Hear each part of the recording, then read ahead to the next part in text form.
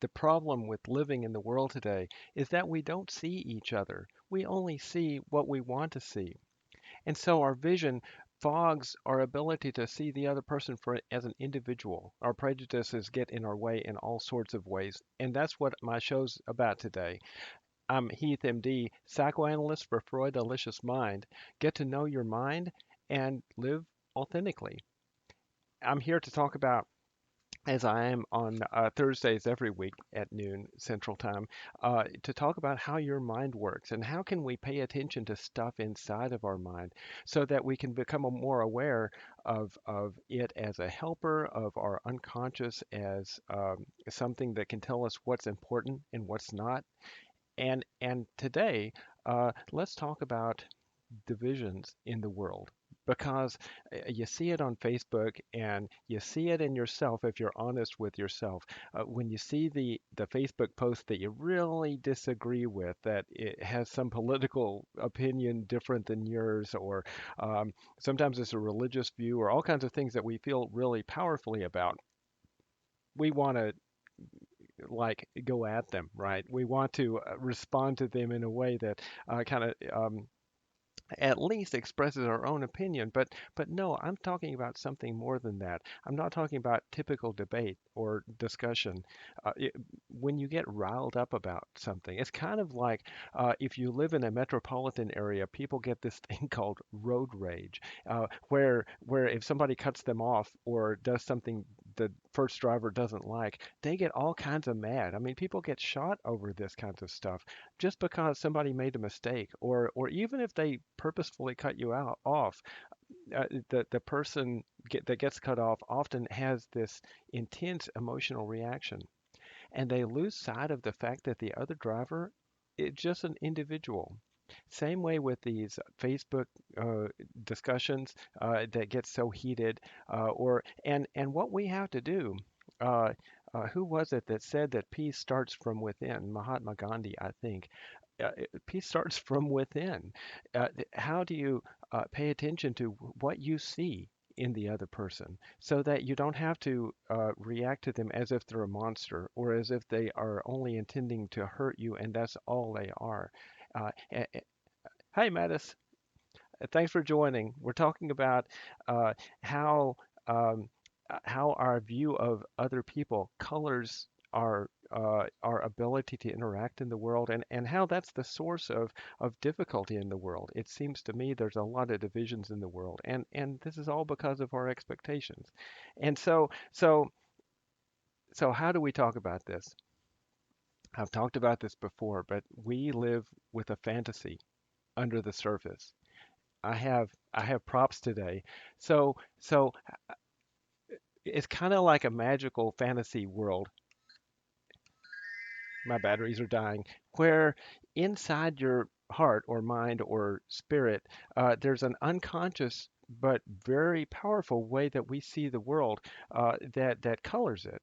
And this is where a lot of really cool stuff comes from. This is where creativity really comes from. I mean, if you're a creative and you're honest about how did I come up with that painting or whatever it is that you created, it comes from something beyond what you're aware of. And and in fact, that's part of the creative process to clear your plate, clear your mind, create foundation, but allow yourself to create because it comes from your unconscious. Same way with who we choose to love. We don't really exactly choose them, do we? We find who we're in love with, and it's because there's a fit, uh, because there's multiple levels of unconscious kind of functioning that helps us find this other person.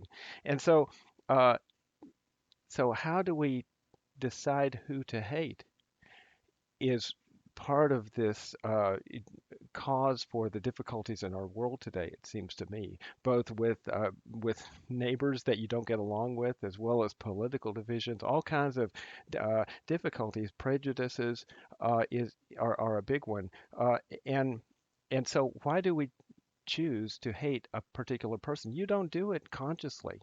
So there's this unconscious stuff that leads us to be irritated at the other person, even lose sight of who they are, lose sight of their humanity. And how do we understand that stuff that's bubbling up so that we can hold it in our mind. You can't just deny parts of yourself. You have to be aware that they're upsetting you, that you have this prejudiced view of them. And at the same time, know that it's kind of your mind playing a trick on itself. So where does this unconscious stuff come from? It's primitive stuff. It's powerful stuff. And one way to see it is that it's been with you all along. Like this is kind of a part of you that was with you when you were 3 months old or 6 months old or way before you had words, before you really had much an awareness of meaning to the world. There, you knew that love was a good thing. And you knew that when things went poorly, you felt bad. And that stuff it gets carried with you. Sure, we build understandings on top of it. We build awarenesses of what's fair in the world and relationships, what's important to us, how to get by in the world. But mostly underneath the surface, here are these passions that are age old as you are, much older than your conscious understanding of things. And so if it gets riled up, it's gonna wreak havoc if you're not aware that there's these passions underneath the surface. Um, I'm looking at my next topic. So uh, one theory about this, one way to see this stuff that we hate in the other person, the Jungians, Carl Jung is a psychoanalyst from back in the day, and he had this theory that all that we hate, all that we don't understand, all that is unfathomable in the world, is really kind of a projection of ourselves. Like there's a part of me that I don't like to be, that I attribute to the other person, a shadow, he called it. And so the very things that bug you about the other person, it really somehow or another reflects something about yourself. Now, maybe it's not something you'd want to do.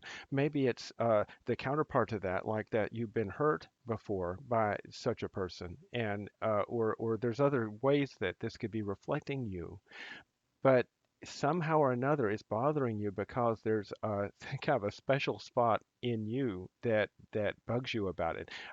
In the Alcoholics Anonymous tradition, I've heard people talk about when you point, you have actually three fingers pointing back at you, and there's some truth to that. Oh, another saying is you spot it. You got it.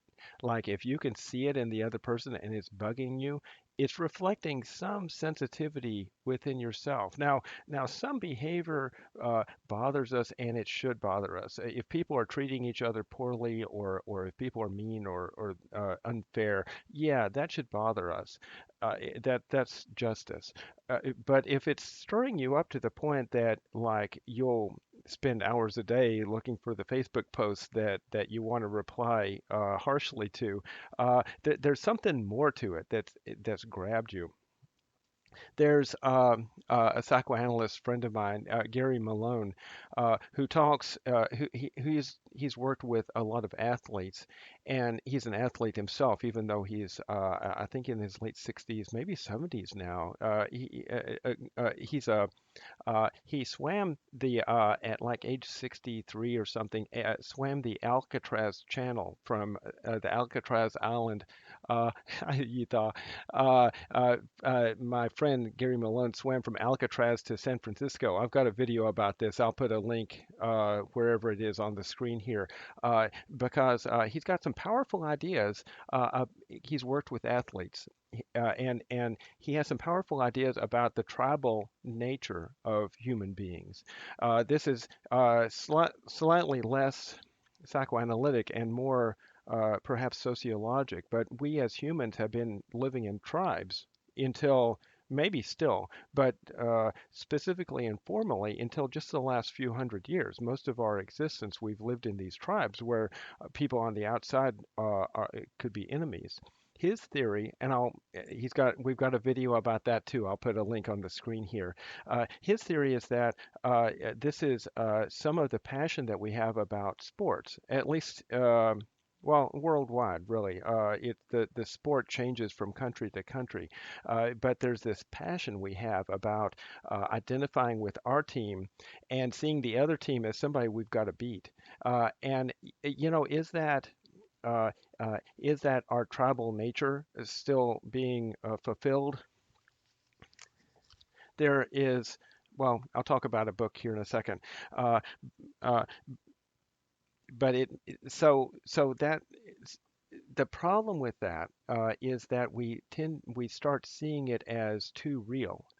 You know, if you can see the other person, and this is the whole thing that I'm talking about today, if you can see the other person as authentically themselves, not just your projections, not just an expression of the things you don't like about yourself or the world, kind of all pinned on that other person, then you can at least hold that in your mind as a trick that your mind is playing on itself, and know that fact is they're just another person. The other team is just another team that wants to win too. And if you can bring a game like quality to it, because we all got to get along together, it helps to take the weight out of those projections. Now, a colleague of mine, Stephanie Swales, here in Dallas, wrote a book that I'll plug here, Psychoanalyzing Ambivalence. It's a long word with a long title with Freud and Lacan. I'll hold it up. And this is an awesome book. She makes Lacan understandable, which is really difficult for me. I read a lot of psychoanalytic stuff and Freud and Jung and all that stuff, and I really get off on this stuff. But Lacan, wow, it's I don't know if there's something about it that um, I grapple with it somehow. I wrestle with it and haven't. It's hard to make Lacan interesting, but somehow she does. And one of the things she talks about is this historically we've had outlets for um, this shadow within us, these difficult aspects of ourselves that we can't own, and so we have to find another person to dislike or to push away or to scapegoat our issues onto. She talks about the current kind of blossoming of zombie movies and zombie books as like the zombie is the other. The zombie becomes. She talks in depth about the history and the psychology behind this. But we gotta hate something, so it seems, and it's not true. Do we really have to hate? It's bad for you and it kind of builds resentment and it takes a lot of energy. Uh, but she says that it's kind of an outlet for that kind of that psychologic push to have things like movies about the other. So, so it's one thing to talk about sports teams. It's another to talk about prejudice. And if you think about it, everyone, everyone has someone that they see as different in a way that they think of them as less than. Maybe that's not true of you. It's been true of everyone that I talk with, and it's not an authentic belief, but there's an emotional weight to it. Just because of us being human, because of us having imperfect developments, that there's a tendency to scapegoat other people. Hold on a second. And and we really have to be aware of that because because it's not fair. It works against us. It works against the other person. It becomes social injustice after a while if enough people kind of own that kind of belief. And so if we can all be aware of of uh, thank you, Mattis. I'm reading a comment right now. Um, exactly. Mattis talks about we see our inner group as more rational somehow than those other guys, and how do we? Oh, okay, so that may be kind of woven into us, uh, it, because like I said before, Jung's idea of the shadow, and that there's parts of us that we don't like that we attribute to the other person. How do you become aware of that so that you can not blame this other person for the ills, whatever ills you might even imagine? But that's the key is awareness of this, because if you can see that your mind plays tricks on itself, and if it's telling you that the guy or girl on Facebook that has an opposite political view of me sort of deserves to be taken down a notch, or the road rage kind of idea, and detect that intense emotion within yourself, you know that that's an old thing within you, a primitive may be a word for it. And so to pay attention to that as something within you that maybe is evolutionary, but certainly because of our psychology and our limited means as human beings to really uh, uh, live in a holistic and complete way. Uh, and set that aside so that you can see, well, we're all people, and there's no reason to hate, actually. It's certainly no reason to hate a particular person or certainly kind of people. And so we psychoanalysts talk about feeling it as if. It's as if that other person is inferior or something like that uh, to your psychology. But fact is, in the here and now, in the real world, no one's inferior or superior to another person. We're all kind of on the same playing field. And um, so now, where do these projections come from?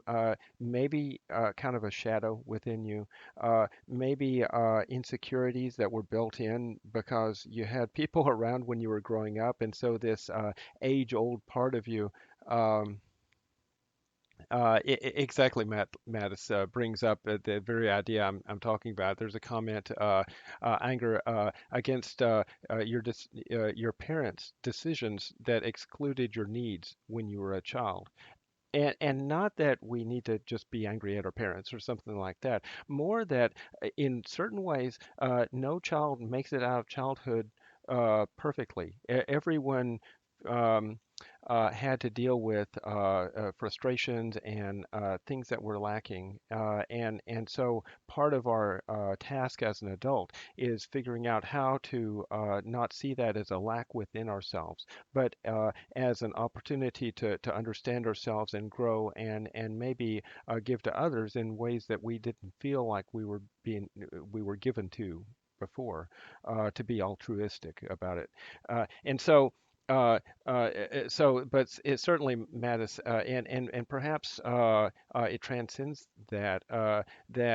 There's, uh, uh, I'm not sure where I was going with that. uh, this fantasy under the surface. I've got a collection of magic wands. Um, uh, I've got another one here. All reflect this fantasy life within ourselves.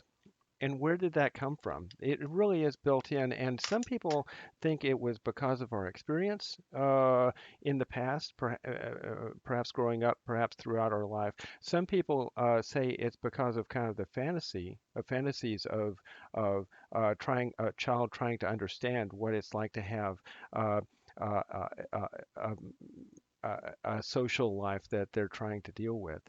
Uh, but in any case, there is this unconscious that we carry along with us that we have to kind of at least deal with. And if you can embrace this unconscious part of you and see it as indications, like I was saying before, there's a lot of positives about having these unconscious underpinnings. You're drawn to the people that you love. You can create. There's all kinds of positives, but to be aware of this part of you both optimizes your performance in life, as well as keeps it from causing you trouble. So that's what I'd like to leave us with, is the importance of paying attention to this unconscious realm under the surface, the fantasy under the surface that we all live with. We think it, we unconsciously believe we have kind of magical powers, and that the driver that cuts us off can somehow just be annihilated or something like that. And fact is, we have to live with each other here in the world. I appreciate everybody tuning in, and I'll see everybody next time. Thursdays at noon Central Time here in the U.S. I'll see you next time. Thanks for tuning in.